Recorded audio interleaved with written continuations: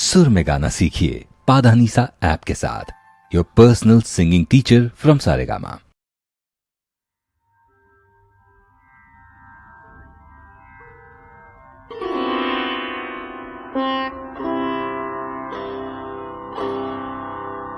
संजय उवाच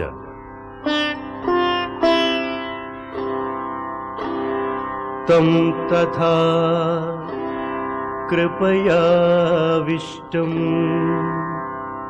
अश्रुपूर्णाकुलेक्षणम्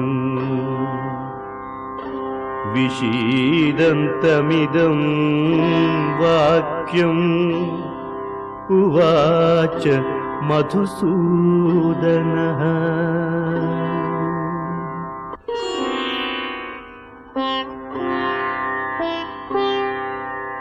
Shri भगवानुवाच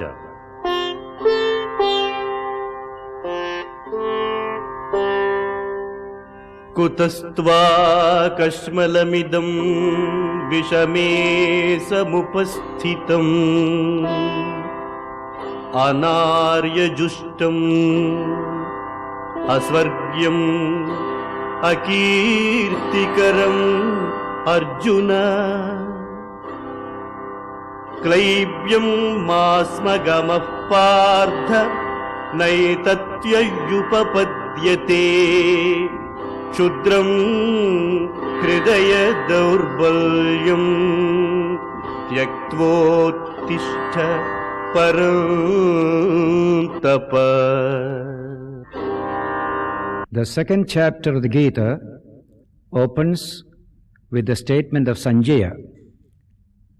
Sanjaya says, Tam tatha kripaya vishtam, etc. To him, that is Arjuna, who was thus overwhelmed with pity and grief, and whose eyes were dimmed with tears, Krishna spoke these words. Then comes Krishna's words, Shri Bhagavan Uvacha. Shri Bhagavan is the name of God in that ancient Vaishnava tradition. God and His incarnation. So the Supremely Blessed One is the meaning of the word Shri Bhagavan. What did Krishna say? These two verses, which convey to us Krishna's words, are the very gist of the Gita, according to Swami Vivekananda. A message of strength, a message of heroic endeavor.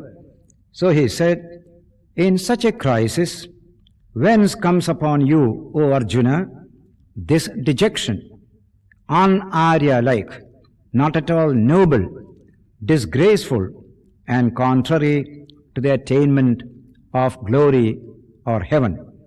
And then, yield not to this type of unmanliness, O Partha. Ill doth it become thee. Cast off this mean faint-heartedness, and arise, O scorcher of thine enemies. In these two verses, we can find a beautiful spiritual tonic administered by Krishna to Arjuna. Wherefrom has come this weakness upon you? It is not virtue that I see in you, but weakness. It is unmanliness.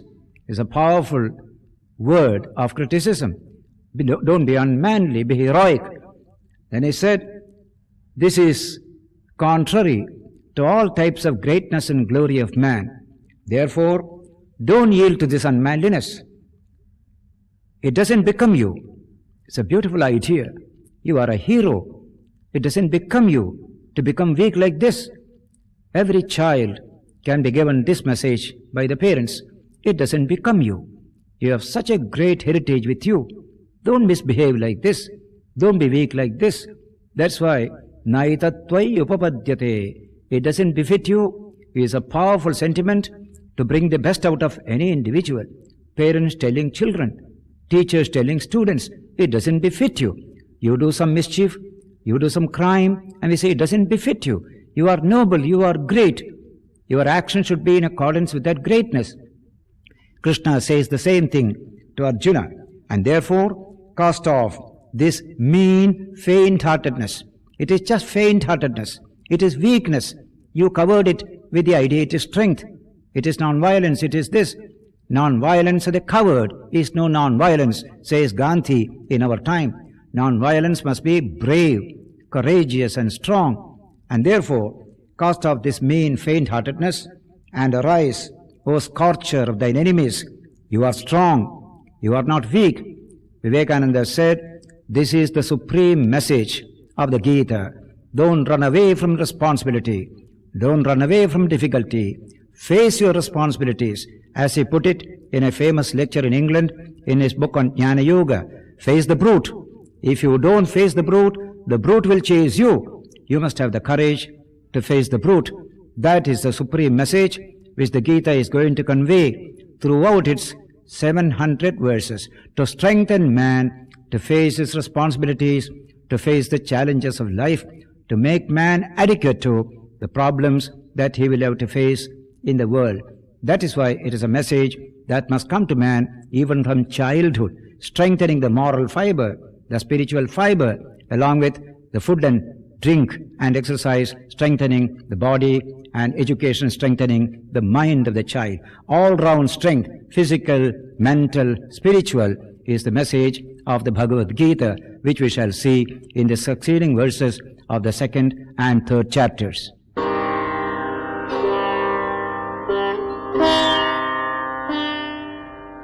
Arjun उवाच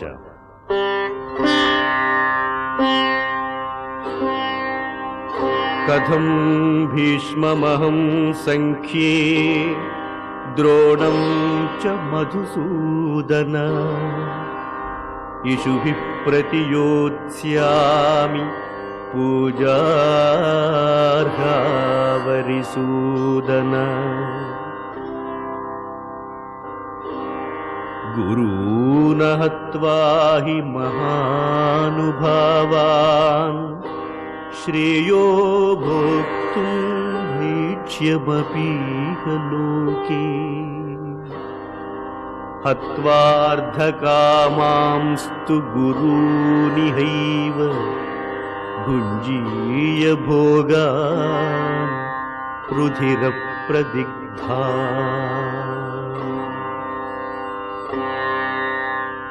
न चैतद्विद्मः कतरन्नो गरीयो यद्वा जयेम यदि वा no जयेयुः यानेव हत्वा न जिजीविषाम तेव स्थिताः प्रमुखे धार्तराष्ट्राः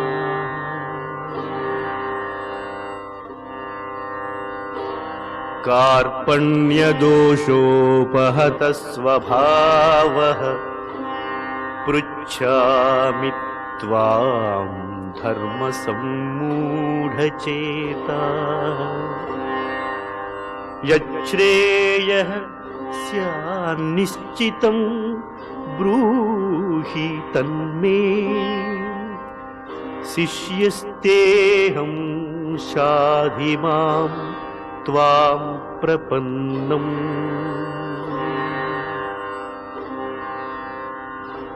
न हि प्रपश्यामि ममापनुद्यात्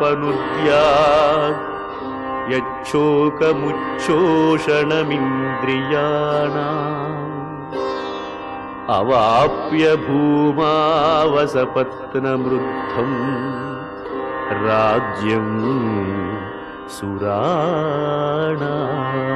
चाधिपत्यम्।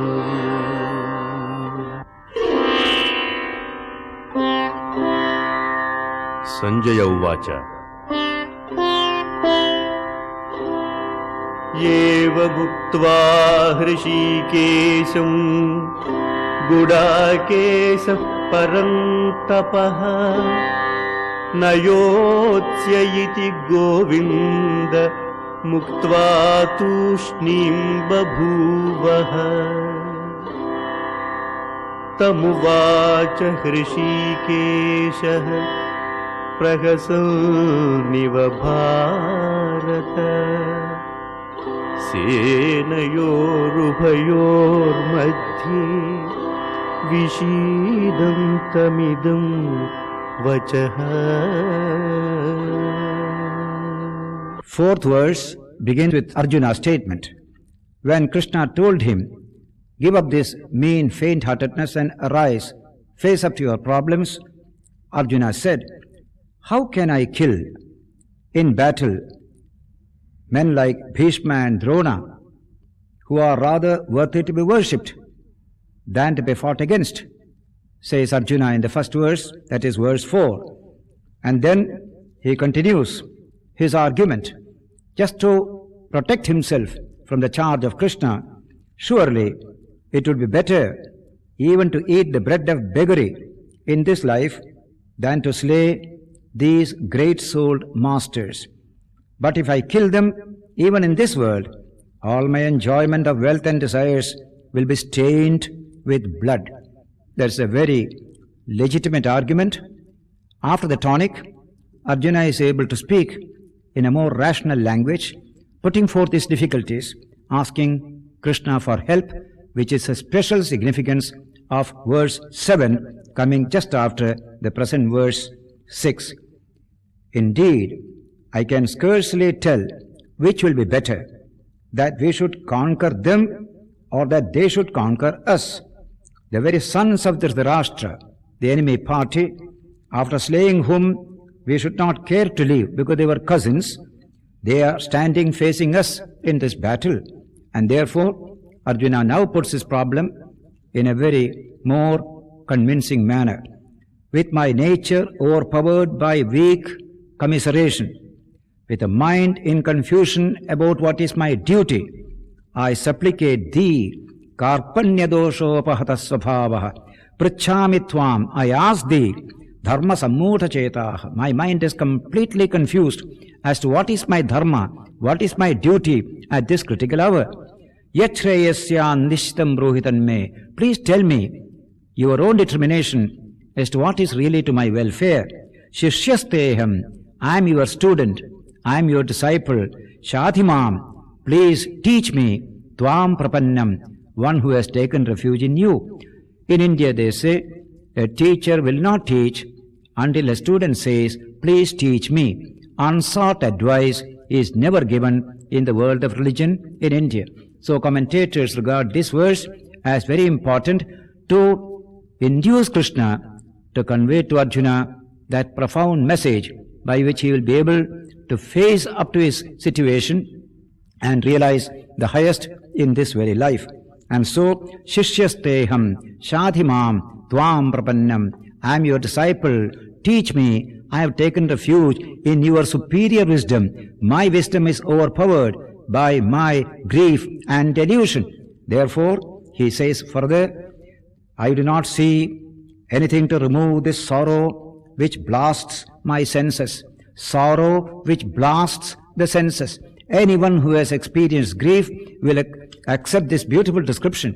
It blasts away, burns away all our sense organs, all our power of judgment. He says, Yacchokamuchoshanam indriyanam. And then, even if I were to obtain unrivaled and flourishing dominion over the whole earth and mastery over the whole world or the gods even, I do not know how to remove this sorrow that is blasting my senses, says Arjuna. These are the beautiful words which explain to Krishna Arjuna's condition in Arjuna's own words. Then Sanjaya says, Evamuktva Hrishikesham Gudakesha Parantapaha Nayotseda Govinda Muktva Tushnim Babhuvaha. Having spoken thus to the Lord of the senses, Krishna is declared as the Lord of the senses and the scorcher of foes. He said to Govinda, he says, Gudakesha, that is Arjuna, he spoke to Krishna, that is Govinda, I shall not fight, and became silent. Nayotsya, I am not going to fight, and became silent. What did Krishna do? He looked at Arjuna, and he just smiled a little. That smile coming from infinite strength within and infinite compassion for the weakness that is in front of him. Tamuvacha Hrishikesha Prahasanniva Bharata senayorubhayormadhye vishidantamidam vachaha. To him who was sorrowing in the midst of the two armies, Krishna, that is Rishikesha, as if smiling, spoke these beautiful words, these wonderful words, and from now onwards the real teaching of the Gita begins from verse 11 of the second chapter. Shri भगवानुवाच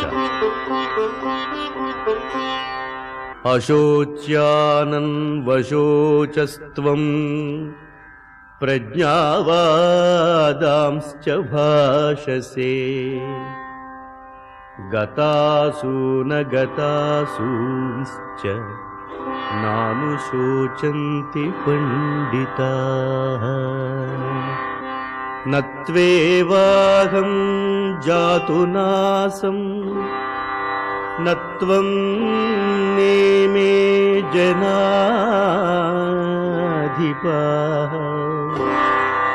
न चैव न भविष्यामः सर्वे वयमतः परम् देहिनोऽस्मिन् यथा देहे कौमारं यौवनं जरा तथा देहान्तरप्राप्तिर्धीरस्तत्र न मुह्यति मात्रा स्पर्शास्तु कौन्तेय शीतोष्ण सुखदुःखदाः आगमापायिनो अनित्यास्तां तितिक्षस्व भारत यं हि न व्यथयन्त्येते पुरुषं पुरुषर्षभ समदुःखसुखं धीरं सोऽमृतत्वाय कल्पते नासतो विद्यते भावो नाभावो विद्यते सतः उभयोरपि दृष्टोऽन्तस्तु अनयोस्तत्त्वदर्शिभिः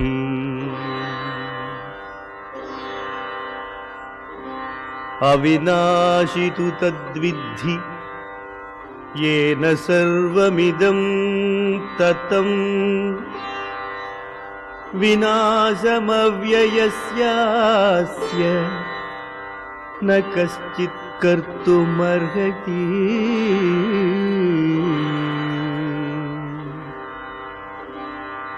अन्तवन्त इमे देहा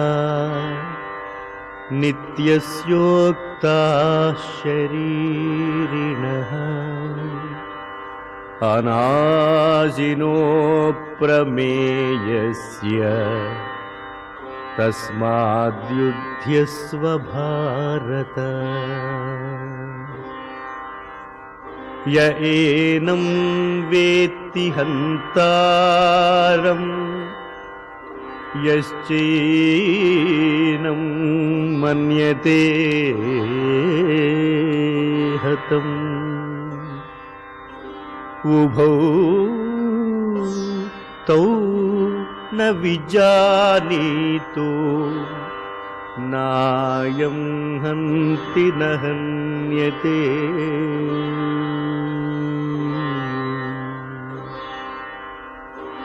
न जायते म्रियते वा कदाचिन्नायं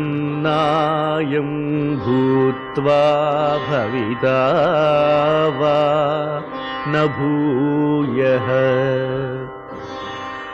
अजो नित्यः शाश्वतोऽयम्